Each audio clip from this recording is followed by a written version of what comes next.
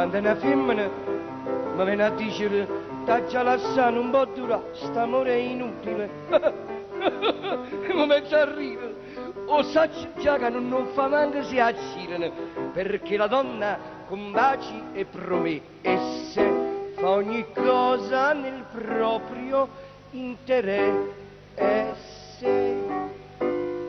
E femmine si chiagnano, ci vanno a ravogliare. E quando ci disprezzano si vanno più attaccare.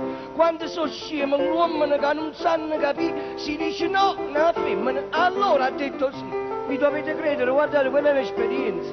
È mica un ettoio, i doni.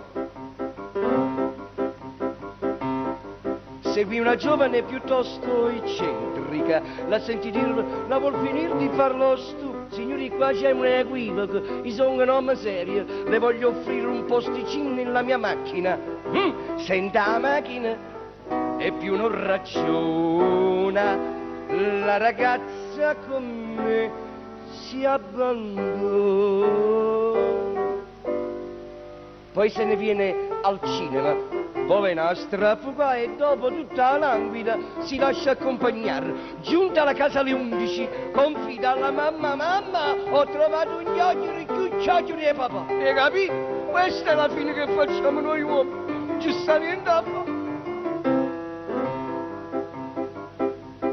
Se l'uomo è timido, piuttosto ingenuo, la donna sa come da fa poter cogliere, toccare. Inutile, bacia, è impossibile. Vieni a parlare con la mamma, si può concludere.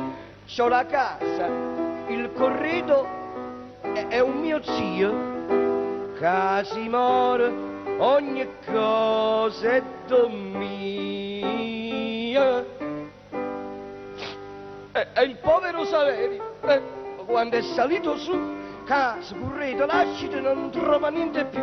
E restano a suo carico la moglie, la mamma e 3 fratelli piccoli che hai a dare a mangiare. E queste sono che femmine, c'è poco da scherzare. T'avotano, ti girano, ti sanno impapaggiare. Io do un consiglio ai giovani che si sanno a sposare, che ci sta tutta a perdere e niente da guadagnare. E queste sono che femmine, non c'è niente. Capito?